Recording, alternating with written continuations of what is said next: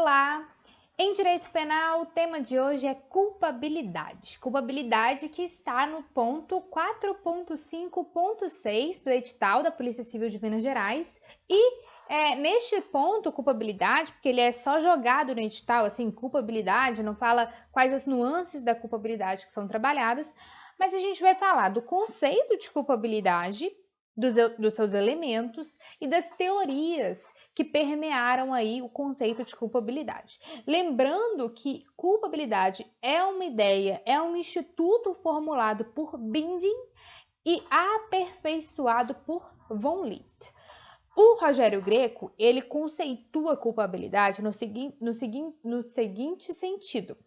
Culpabilidade é o juízo de reprovação pessoal que se realiza sobre a conduta típica e ilícita praticada pelo agente. Nas lições de Weltzel, culpabilidade é a reprovabilidade da configuração da vontade. Portanto, considerando aí o conceito analítico ou dogmático de crime, de que crime é tipo penal ilícito e culpável, a culpabilidade ela integra esse terceiro substrato, esse terceiro pressuposto do crime. Então, quais foram, portanto, as teorias que buscaram compreender e entender a natureza da culpabilidade? Bom, tudo começou com a chamada teoria psicológica. Essa teoria psicológica, essa primeira fase, ela dizia que a culpabilidade era tão somente esse vínculo psicológico do agente em relação à conduta. Culpabilidade nada mais era, portanto, que o dolo e a culpa. Era esse vínculo psicológico entre o seu psíquico e a conduta, consubstanciado, materializado pelo dolo e culpa. Culpabilidade é o vínculo psicológico entre a conduta e crime, historicamente atrelado ao causalismo naturalista. Por quê? Porque na conduta, a teoria que imperava era a causalista, naturalista ou sistema clássico.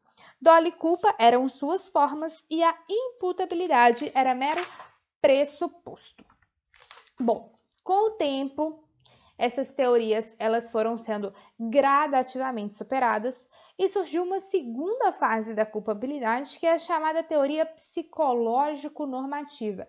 Essa teoria ela passou a introduzir elementos normativos na culpabilidade. E aí a culpabilidade passou a ganhar feições um pouco mais normativas propriamente ditas, saindo dessa ideia de tão somente o vínculo psicológico. O dolo e a culpa, eles continuavam na culpabilidade. Contudo, eles foram preenchidos pelos elementos normativos. E quais são eles? Nada mais são do que a imputabilidade, a exigibilidade de conduta diversa e a potencial consciência da ilicitude, que até hoje são os nossos elementos normativos. Mesmo aí com uma nova fase, esses elementos normativos eles ficam até os dias de hoje. Mas falando ainda só da segunda fase, o que é essa teoria psicológico-normativa? Ela está historicamente atrelada ao neocantismo, influenciada pela conclusão de Kant de que não é possível conciliar, atrelar características das ciências naturais às ciências sociais. Ele defende o conceito de que culpabilidade é mais do que um vínculo psicológico, é também um juízo de reprovação pessoal.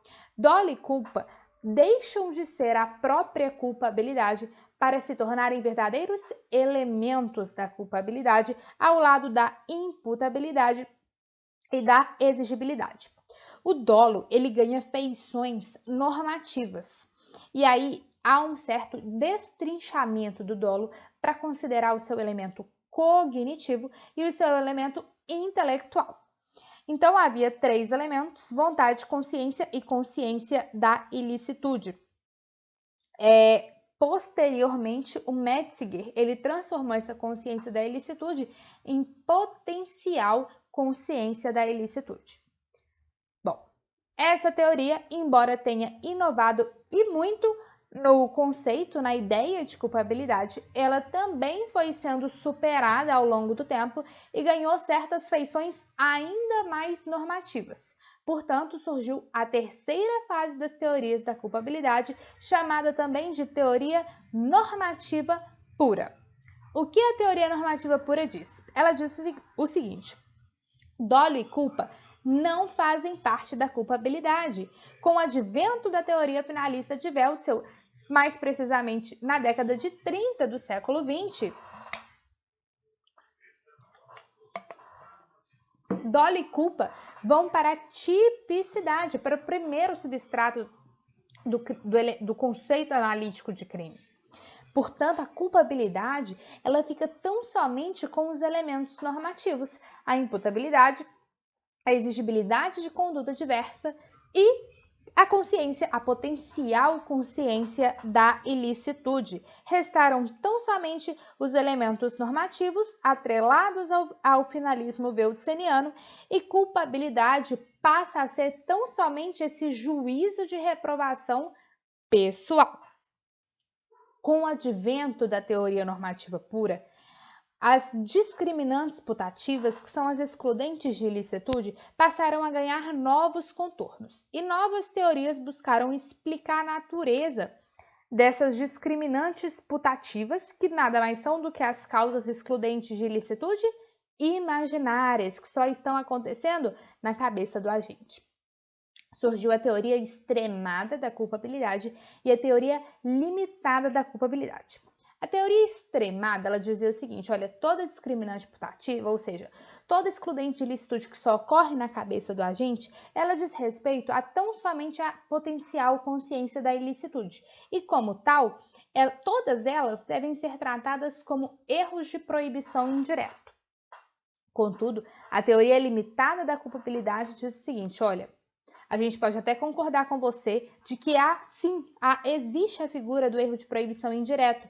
Contudo, há algumas hipóteses que o agente incorre em erro não em relação à potencial consciência da ilicitude, mas sim em relação ao dolo, lá na tipicidade. Ele não sabe direito o que ele está fazendo, ele não sabe, mais do que não saber que aquela conduta é ilícita, ele não sabe o que ele está fazendo. E, portanto, quando incide sobre o dolo da tipicidade, aquela discriminante putativa deve ser considerada erro de tipo permissivo e, nas demais hipóteses, deve ser considerado erro de proibição indireto. Essa teoria limitada da culpabilidade é adotada pelo nosso Código Penal brasileiro, que admite o erro de tipo permissivo no artigo 20, parágrafo 1º do Código Penal, mas também admite a figura do erro de proibição indireto quando este erro recai sobre a existência ou os limites dessa causa de justificação. Bom, em relação à culpabilidade, a gente trouxe o conceito, trouxe a evolução das teorias, trouxe os elementos. É claro que é um tema muito extenso. Se a gente for adentrar nos elementos, e de fato a gente vai entrar, mas aí a gente vai entrar nos subtópicos, vocês vão ver que a matéria é muito grande e dá para falar muita coisa sobre ela. Mas a parte introdutória de culpabilidade, ela foi toda tratada nesse vídeo. É isso.